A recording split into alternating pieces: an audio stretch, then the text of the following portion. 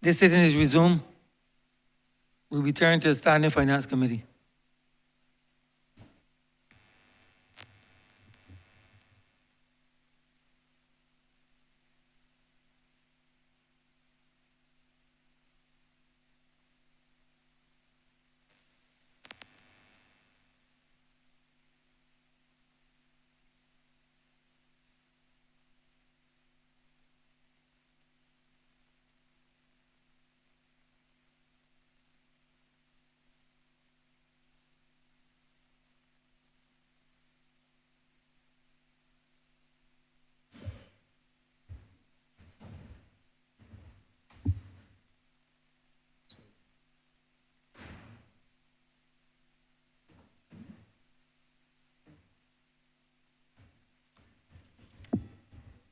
Honourable Member for St. Michael South Central.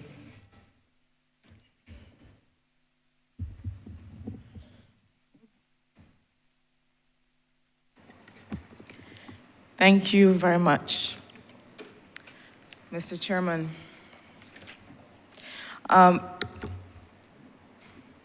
AG, in your opening and as well in some of the comments made by Minister in your office, you talked about the interconnectedness of this work that we're trying to do on law and order and crime prevention and justice. And the fact that everything that we do and every opportunity we have to administer justice impacts the other. And I think the specific example you used, for example, was with respect to the delay in civil cases and the fact that it also impacts economic activity in the country. But there are many other interrelations. In this regard, there is also a connection between the administration of justice with respect to family law and what we see in the area of crime and crime prevention.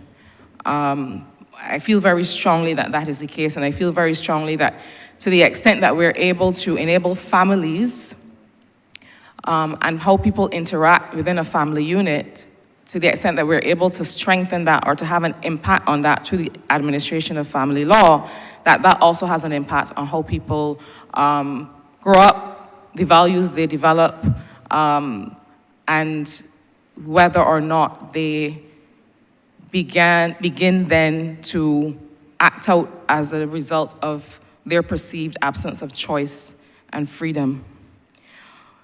With respect to the administration of justice and family law, I think that these delays really can hurt families and children. I'm talking in particular about issues related to dissolution of marriage, property settlement, custodial and visitation arrangements with respect to minor children, cash transfers from non-custodial parents to custodial parents, what we would normally call child support, and so on. You already spoke about the issue of delays in response to the Honourable Member for Christchurch West, but in particular, for these issues, I wanted to hear a bit from you about what is being done to address these kinds of delays that can really impact families and children. What is in place in terms of not just the law, but the practice in administering these cases? For example, there was some discussion some time ago about having benchmarks for judges, KPIs, key performance indicators for judges. I don't think judges are above those kinds of measures to be able to say, you need to dispense with a matter within such time, all else being equal. So is there anything in place for these kinds of arrangements? Thank you very much, Honourable Member. Let me begin by saying that I share your particular concern in relation to how we dispense the law, family law. Family law, one of the I don't know how to describe it, but a famous man once said that income tax is a tax on income. And by parity of reasoning, family law is the law relating to families. Our arrangements, however, have treated family law in the court system in exactly the same way as we have treated everything else. So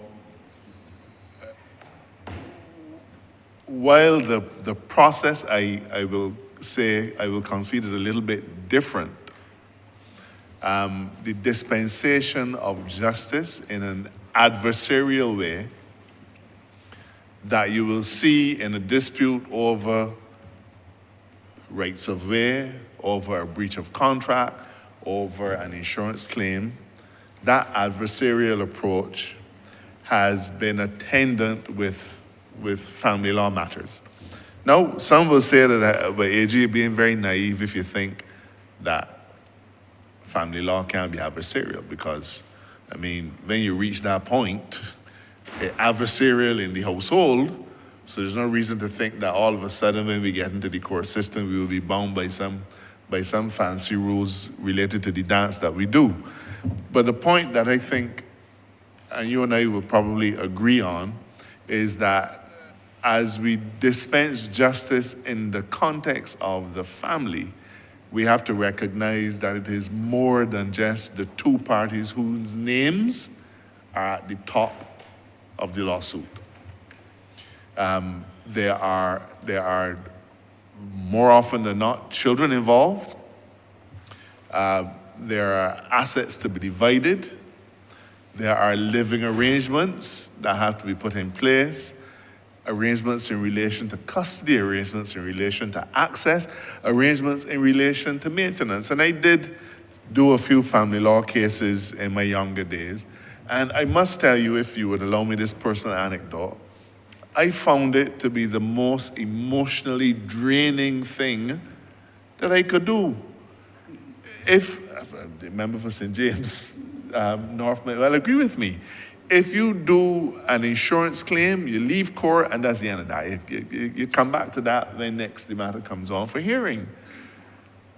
But there's a very good chance that when you leave court, 2 weeks later, the husband and wife, or a man and woman, in a noise and he ain't paid maintenance, or he won't come and collect the child, and you get dragged in again, and you get dragged in again, and you seem to be on a never-ending roller coaster where people are intent on showering themselves with abuse and viciousness. And the worst thing of all is that instead of the legal system being used to manage the process, the legal system is being used as a bludgeon.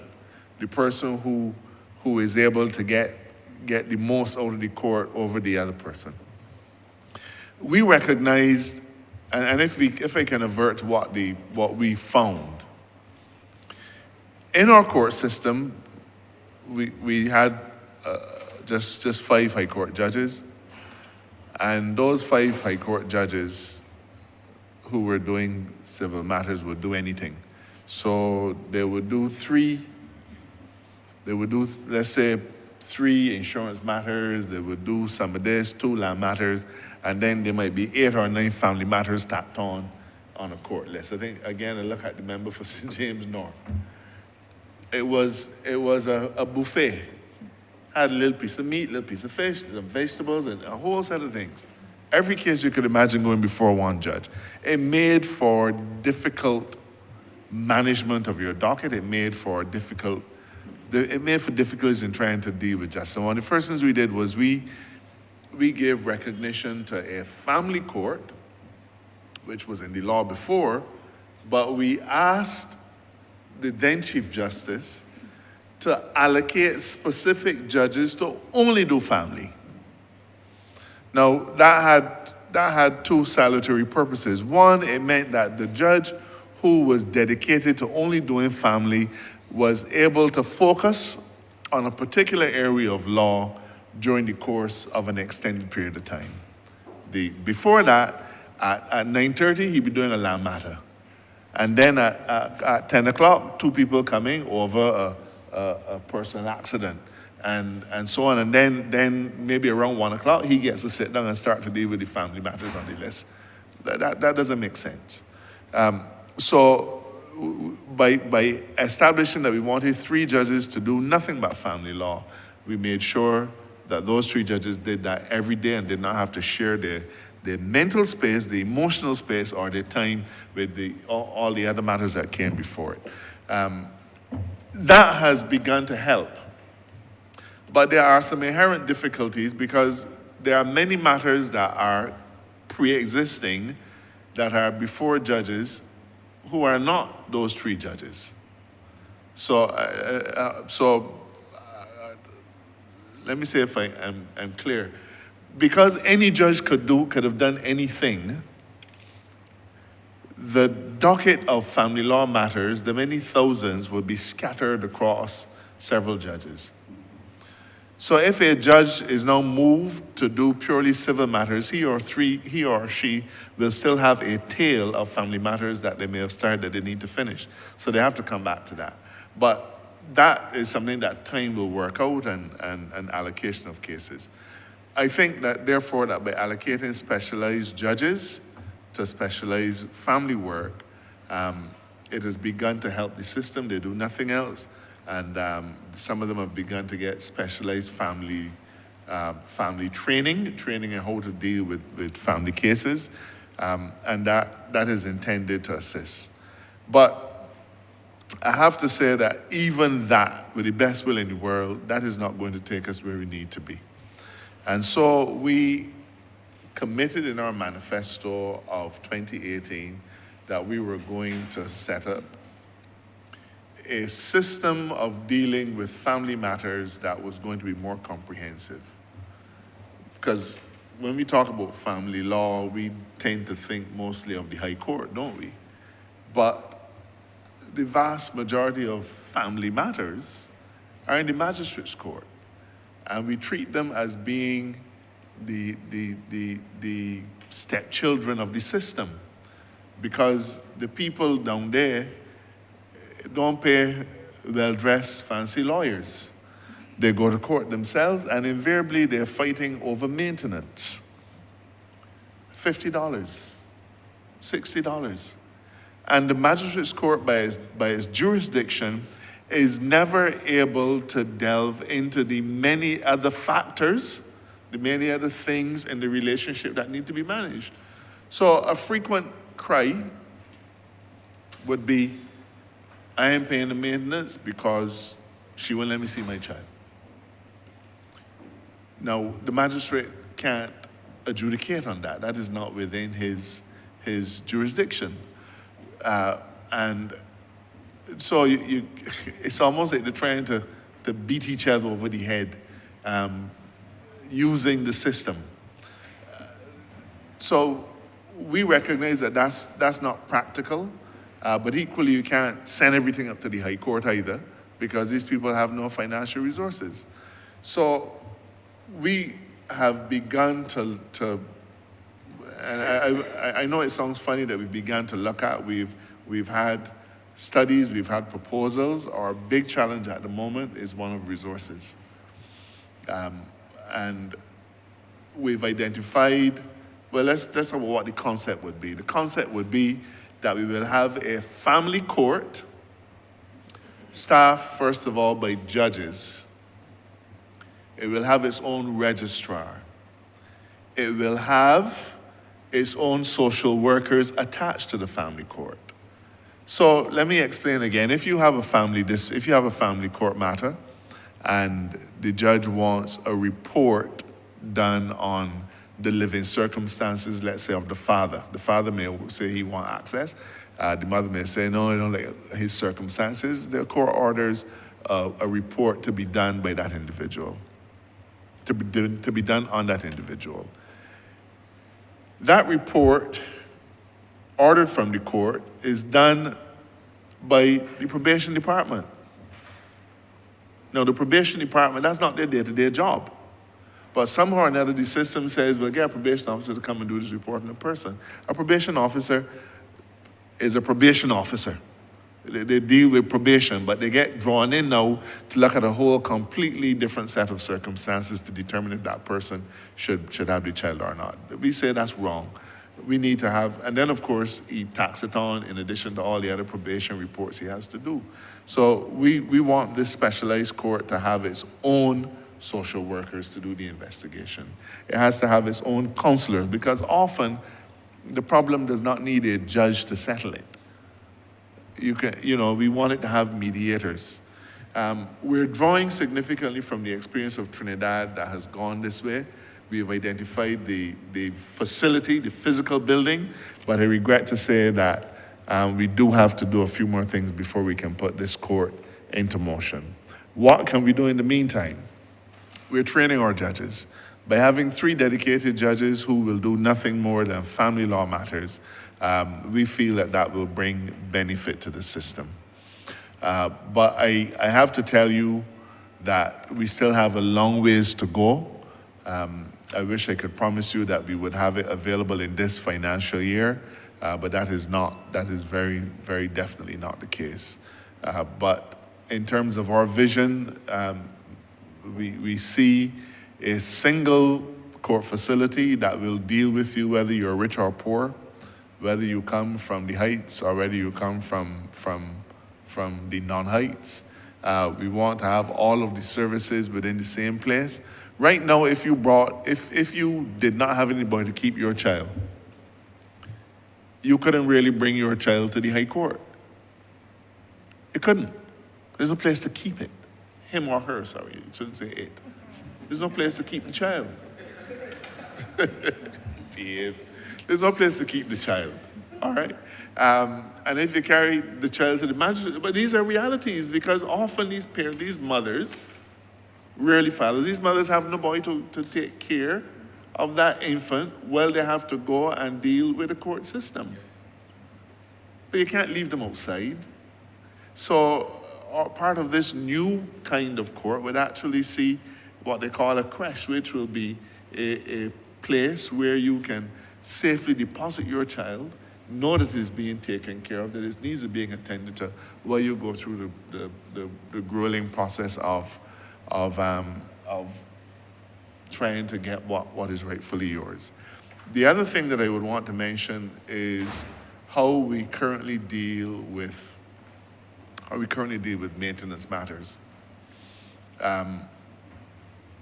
In the magistrates' court, because of the emphasis on court martials, when a person has not paid maintenance, the other parent comes to court and says they haven't paid any maintenance.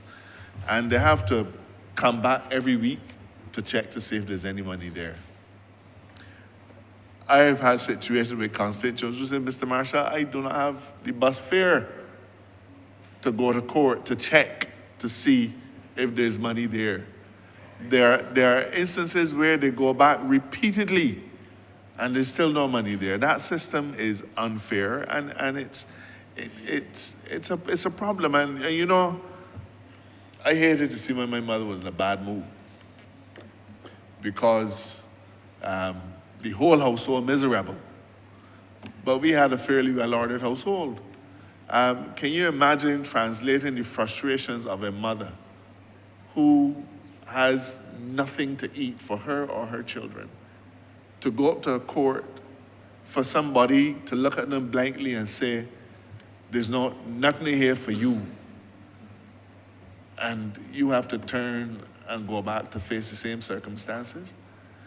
Now, what kind of household will those children be coming into at the end of the day? Because I think that's where you started, at the interconnectivity between how the court system deals with people and the deleterious effect that it can have on their bringing, which then drives them over to where Mr. Lane now has to stand in the gates. So all of these things are challenges that we have to face. One of the innovative things that I think we're on the cusp of rolling out is being able to put, it's called court pay, where you can actually put money on a card, and you will know if there's any money on the card, so you don't have to suffer that indignity. But equally, you don't have to go and let anybody count out a few dollars and so on for you.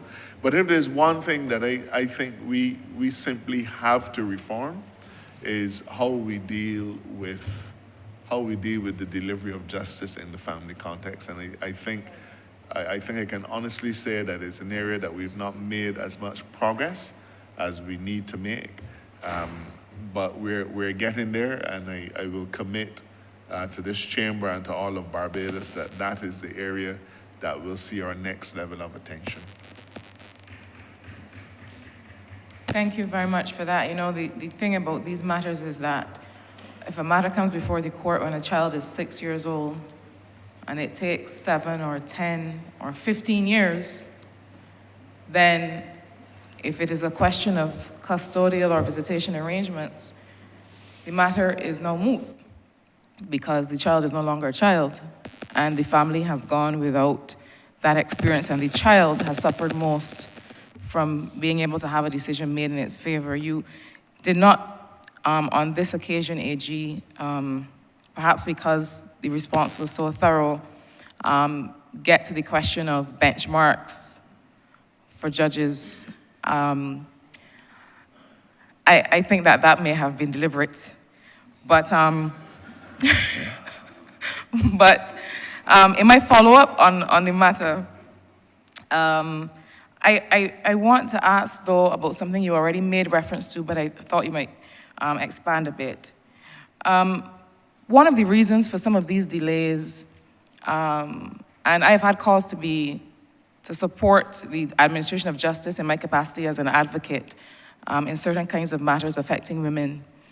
And sometimes you hear things like, I don't remember what we said on that occasion. This is from somebody who's presiding. I can't find it in my book. I don't have it in my notes. And I feel like, well, this is the justice system. It certainly should not be depending on your powers of recollection or on whether you picked up the right book before you left home that day. You mentioned some work that is underway, I believe, for better record keeping in the court system, but I thought you might tell us a bit more about that, as well as the rollout of technology in general across the policing and the judicial system. Because, for example, I noticed that officers taking statements, they have excellent penmanship. It seems as if they've had a lot of opportunity to practice it. They take longhand statements. And then I had occasion to ask an officer once, I said to him, so you write that well so that when you go back, the officer transcribing will have no difficulty. And he said, well, I am the officer transcribing. There's no additional resources to do this. We know there's speech-to-text technology, there are all kinds of other things. Can you say a bit about how both in the court system as well as in policing, we are seeking to apply the use of technology to make these matters go more quickly? And if you want to say something about benchmarks for judges on this occasion, you can also do that. Let me answer the one that is foremost in my mind, the area of technology.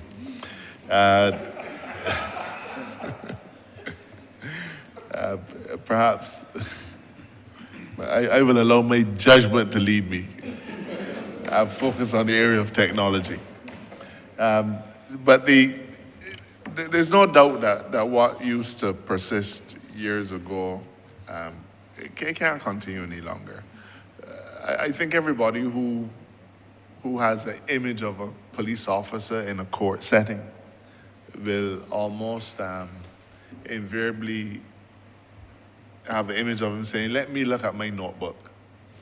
And I always marveled at the fact, and I write very badly, so it'll take half a page for me to put 2 words. I always wondered at the fact that the notebook always seems so small, and they will get all of these lengthy statements in that little space. And perhaps the penmanship was something that we should have preserved for a younger generation. But our reality is that the delays are not sustainable. Our system of justice will grind to a halt. It will grind to a halt. And if it grinds to a halt, then the entire society will suffer. All the money that we're spending now will go to nothing. And therefore, we have to use technology to enable the faster investigation of crime, the faster preparation of files. We have to use technology to ensure the faster delivery of justice. Now, we've covered off some of it already. I mentioned when I spoke earlier the use of, we're moving away from cat reporters now to the use of voice to text or voice to script, whatever you want to call it, so that you can conduct your discourse in court easily. The court system has that, I think, fairly far advanced. All of our courts have the capacity to record evidence, but there have also been changes in our rules which require that you no longer come to court as they used to do in the olden days and start to spout your evidence in an oral, in a viva voce way. A lot of what we're doing is taking that kind of stuff out of the equation. But in relation then to the policing, we have included money in this year's budget for software, which will allow for exactly that kind of transcription, so that when interviewing for all major crimes is done in a special interview room. And the Ministry of Finance has agreed to give us the funding. Those interviews are already recorded, but they have agreed to give us the funding so that there's automatic transcription of what is said in those interview rooms, so that it takes the officer out of that equation altogether. But Honourable Member, there are some other common sense things that we are moving towards. When we equipped the force with handheld devices 2 years ago, it was precisely because we did not feel that police needed to be rating everything, let's say, at every scene of crime that they show up at. Rating is a distraction. It doesn't, you're rating while trying to listen, while trying to observe demeanor, while trying to put together a whole set of things, perhaps to determine if a witness is telling you the truth or not. Is this really the right, is this really what happened, and so on. And so when we equipped the police with handhelds, it was precisely because we felt that they should use technology and record exactly what is being said. And it's as simple as that. When you record the evidence as being given, you then come back to the station and it is uploaded to the servers. I'm not technology oriented, so I apologize if I don't have the language quite right, but it is uploaded and securely saved there. Now, the advantage of this is that every scene, every event does not trigger a prosecution. So a percentage of the scenes that a police officer may visit and record evidence may advance a level where you have to do transcripts, but everyone does not. But when we begin from a position where everything has to be written down, then you're taking up an awful lot of police time to document things that may, and I don't want to sound harsh, but that may go nowhere. And that's time that could be more usefully employed. So we've put the money in the estimates for this transcription software so that our interview rooms can have this facility to be able to convert from voice to text seamlessly and immediately. So in relation to the courts, as I said, you should not have a situation where a court will say, I do remember you saying that on the last time, because all of our courts will have that capacity. And I will say that as an advocate myself, it is not every time that you rely on evidence. So it isn't every time that you need to have sworn evidence given by a particular individual. But where that happens, it's all recorded and available for checking. Now, a judge may decide, well, I don't have the transcript. It hasn't been transcribed yet. And he or she may say, well, I do remember you saying so. But the truth is, the best evidence rule is there if the record is there that you can check. In relation to benchmarks for judges, Honourable this is, Honourable AG, is that your response? Your response prior, your response that you just finished, that was to the follow-up question. Well, I am lost now, so it may be that you have saved me from having to talk about benchmark from judges. So in which case, I thank you, sir. Next question. You exhausted your time in response to the question. That was the follow-up question. Yes, so you will now proceed. But she already gave the follow-up question. So this is my follow-up answer.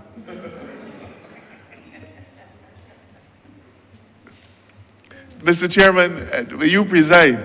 I took it to be that the honourable member was asking if I would revisit her query on benchmarks from judges, and that was her follow-up question.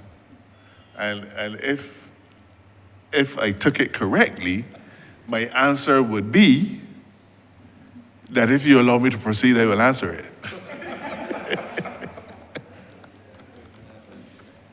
Proceed.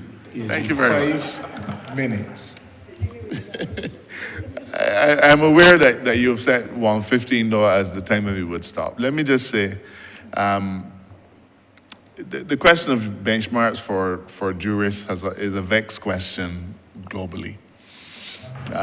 It has been resisted by members of the judiciary for several reasons. One, the nature of the delivery of justice is not always capable of being measured in the way in which you would normally measure other things. One judge said to me, and this is not a local judge, this is a regional judge, said to me that when he or she when they start a case, they have no way of controlling where it goes. No, that's not necessarily true, because we insist that all judges manage the case and that you know what evidence is going to be given, because you've had discovery, which means that you have prior disclosure of the evidence that is to be used. Often you have witness statements and so on. The difficulty is not so much with how long a trial lasts, because that requires cooperation from several parties. The real benchmark for a judge would be in the delivery of his or her decision. That, in my view, is where the real benchmark would be. Now, that is a difficult thing. That's a difficult thing. But I don't have to rely on the judgment of anybody other than what judges themselves have said. In many appellate decisions going to the CCJ, appellate decisions from the Privy Council, those courts have said, they can't rule, but they have said that the average decision of a court should be available within a matter of 4 to 6 weeks. And that only in the most complex of cases should it go as long as 6 months. Now, I have to tell you that unfortunately is something that in our system, the judges, I regret to say, some judges, I regret to say, fall far from. We have instances where judgments are outstanding for years. And I don't necessarily mean 2 or 3. Now, that would be the exception rather than the rule, but it is fair to say that we have a persistent problem of judges, some judges, delaying in the delivery of their decisions. We recognize that this was a problem before we came to government, and when we came to government, we passed an amendment to the Constitution, you might recall, which addressed the issue of delay by saying that a delay of 6 months or more in delivering a decision is capable of being seen as misconduct. But then if a delay happens in over 6 months, then that could trigger a process.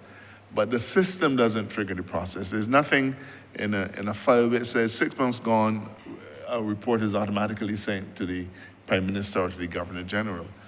You end up relying on affected individuals, maybe the bar, maybe the lawyers, maybe the claimants to come forward and to complain. I can tell you that I've had meetings with the Bar Association, and I suppose I may be unpopular for saying this, but I genuinely felt that there were some instances where the bar ought to raise complaints against persistently delaying members of the judiciary. And the response that was given to me unofficially was that nobody wants to bell this particular cat, because if you complain to the president, well, Governor General at the time, or the Prime Minister, you feel that that there are going to be recriminations, if not from the same judge, from other judges. And so I can only tell you if you look through the window, what you will see. You will see a number of judges with persistently delayed decisions. You will see no reports made to the office of the Prime Minister or to the President. Now, the fact is that we have the separation of powers, and the Prime Minister, neither the Prime Minister nor the President is able to peep into the judicial system and say, hey, you got judgments outstanding, I'm reporting you. It doesn't work that way. It simply does not work that way. But when you look through the window and you see delayed decisions, and then you see that none of the parties have lodged the complaints, or none of the lodged the complaint, or none of the lawyers have lodged the complaint, then I think you begin to understand what we're dealing with. We're dealing with a reluctance to hold people to account, because nobody wants to stand up and say, I am bold enough to lodge a complaint against Judge X or Judge Y. And from the stern look on the chairman's face, I think he's holding me to a particular benchmark that I dare not exceed. Thank you, Honourable AG. Honourable Leader of Government Business. Thank you, Mr. Chairman. I beg to move that you do now report progress to His Honor the Speaker, and beg leave to sit again. The question is that I do now report progress to His Honor the Speaker, and ask for leave to sit again. All honourable members in favour, say aye. Honourable members against, say no. Methinks the ayes have it.